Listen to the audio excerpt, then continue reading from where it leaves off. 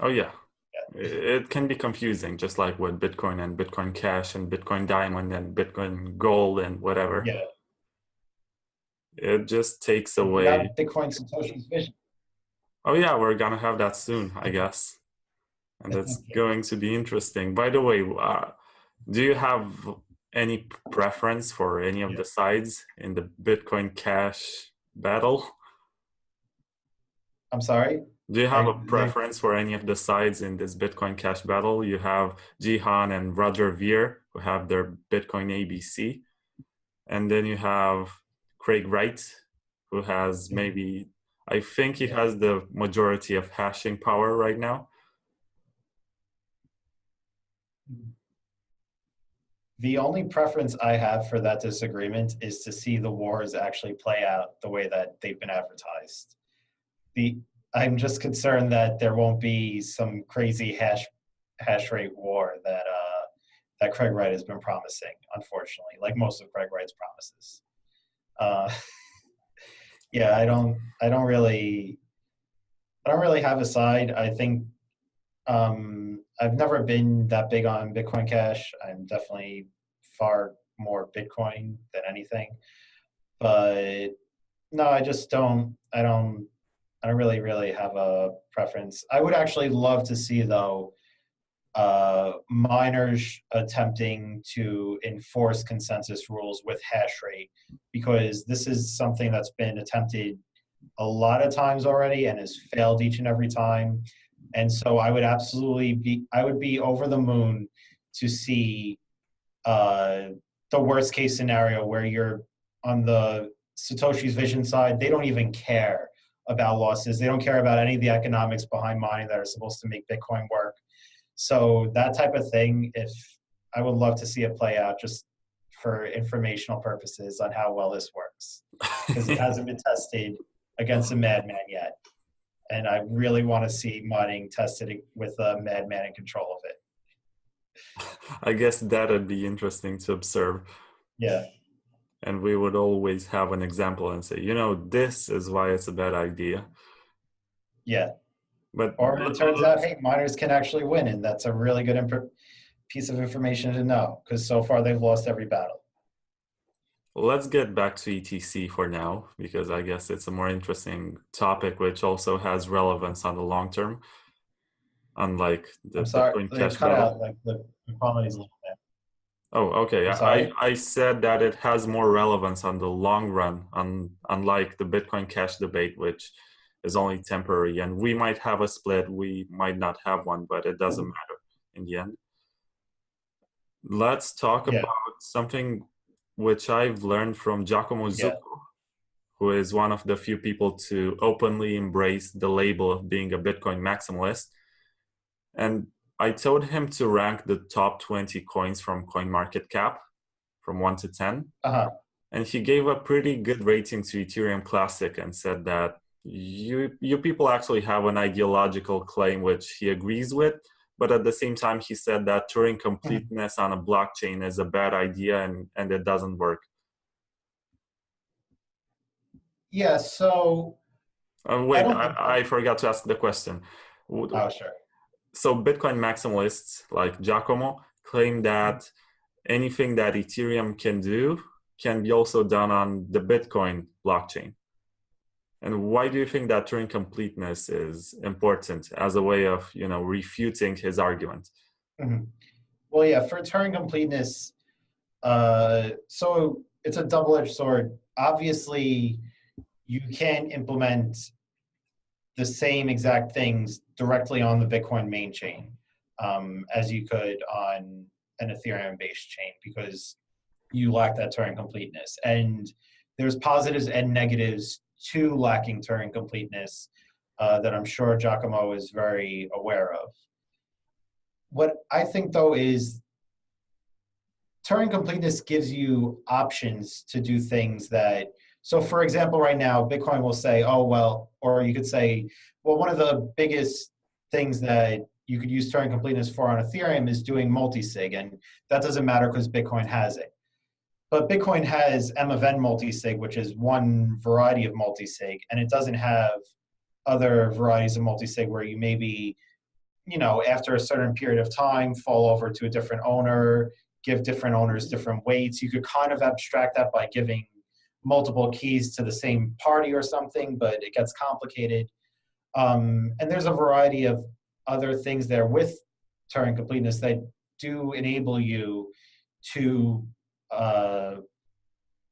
do more complex operations. Whether you should or not is obviously up for debate.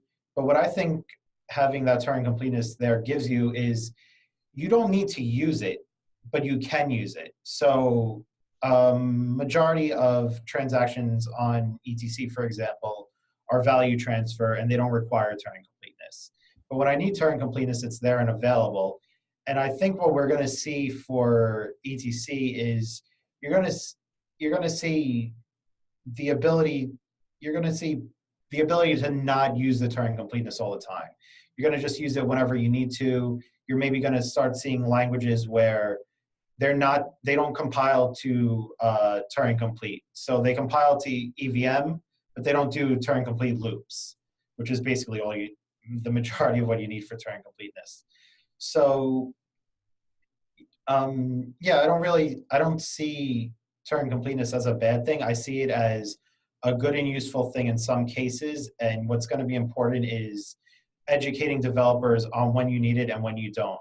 For example, I deployed a multi-sig a while back where we just skipped the Turing completeness. We just unrolled the loop because we knew what the loop would be each and every time. So there wasn't a necessary need for it, but we still had the ability to do things that we wouldn't have been able to do on Bitcoin. Like it was a multi-sig where you needed a certain number of people to withdraw funds, but for small amounts, only any one of those signers can withdraw that small amount daily. And that's just something you can't do on Bitcoin right now. So yeah, just having the EVM in general, whether it's Turing complete or not, is still very useful. Right. But it's a complicated topic that can't just be easily reduced to good or bad. I understand.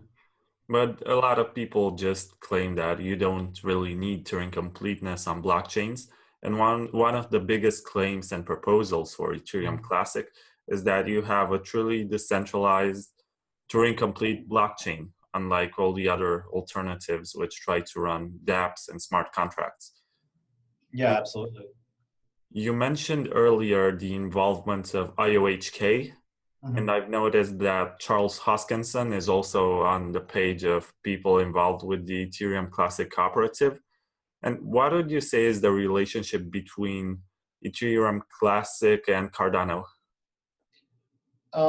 There's not too much right now. Obviously, IOHK works on both, and we think that's great because they've got quite a lot of very academic programming talent that is rare to come across in blockchain. As far as ETC and Cardano, though, they are working on enabling the ability to do atomic swaps between ETC and ADA. So I think that's interesting, especially just from an educational perspective on how you could do it. IOHK has some very interesting work on NepoPows, which exploits some certain properties of proof of work to maybe allow you to skip some of the work in order to get better interoperability between main chains and side chains and between different cryptocurrency networks. So you maybe, I can't say whether or not you lose any of the total strength of the work set because I'm not qualified to, but yeah, they've got a lot of very interesting things there. I just wouldn't say that there's too much stuff where Cardano and ETC are working directly. It's more just IOHK is working towards interoperability, and I think that's great. Would you like to play a little game in which you rate all the smart contract platforms, which are listed among the first ones on CoinMarketCap? Sure. Like, what rating from like 1 to 10? Like a number rating or like an opinion? A number rating. Okay. Like Ethereum, what rating would you give to it? On what scale? From 1 to 10. 1 to 10? That's a tough one. On immutability, I would give Ethereum a 1 right now, Mhm. because they haven't forked to fix the parity issue, uh, which I actually argue they should for a variety of reasons. But I don't know. I would give Ethereum like a 6, 7. 6 or 7 overall, because you established a criterion and you said, okay, on immutability, I give it a 1. So there has to be another one on which you give it a bigger grade, so you have an average of 6 or 7, I guess. Yeah, I would, excluding the immutability issues and other principles, I would give Ethereum a 6 or 7. I just think those principles are crucial. So it's like hard to rate. Like I feel like without those principles, it just doesn't work out well. So yeah, I'd give it let's just say a 6. Okay. What about EOS? I give EOS a 0. A 0. EOS, EOS is bad. EOS isn't a blockchain. Okay. But they did launch their mainnet, and it's a blockchain which is governed by their federation of block producers, right? Yeah, I guess. I feel like in order to be a blockchain, you need to at least be able to sign transactions, and have that stored so that people can validate who actually sent or didn't send transactions. And on EOS, you can't actually do that. So I feel even at a technical level, it doesn't qualify as a blockchain. Okay, so still I a think it 0. qualifies poorly. Yeah, I would give EOS a 0. What about Cardano? Sorry, Cardano. is Cardano doing smart contracts yet?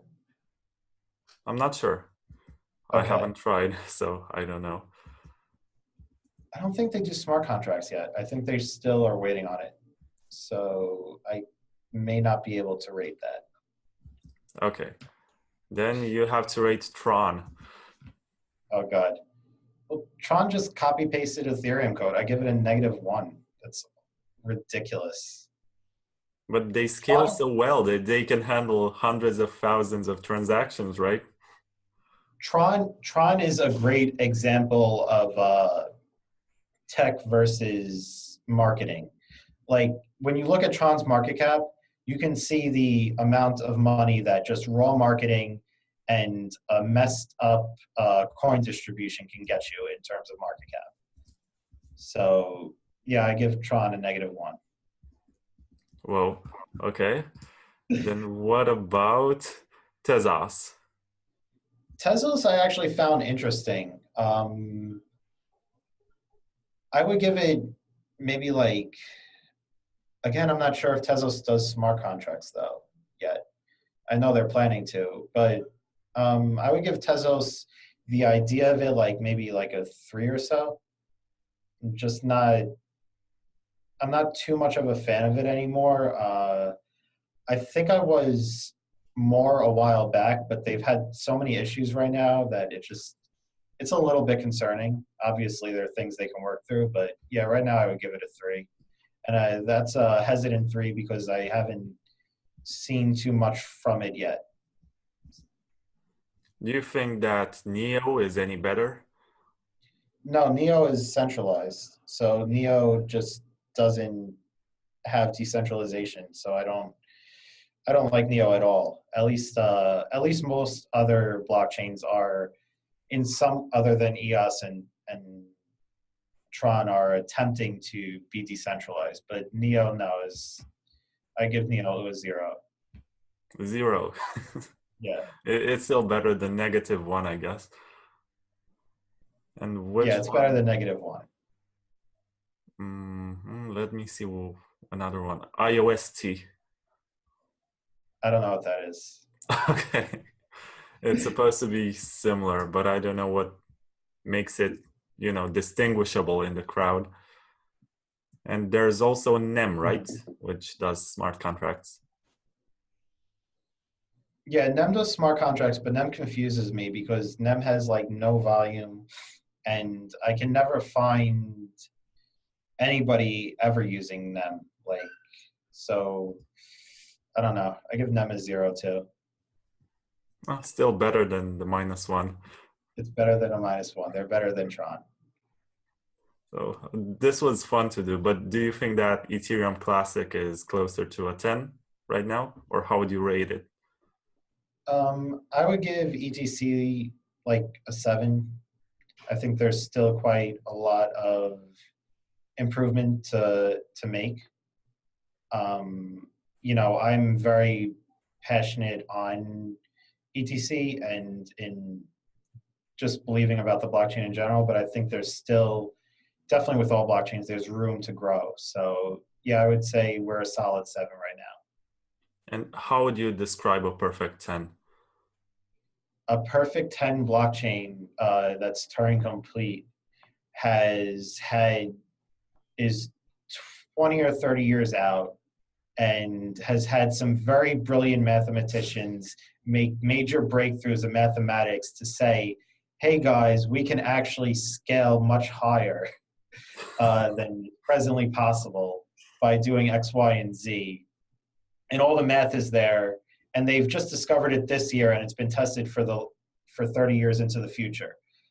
So yeah, I don't think we're anywhere near a perfect 10 blockchain, especially Turing complete.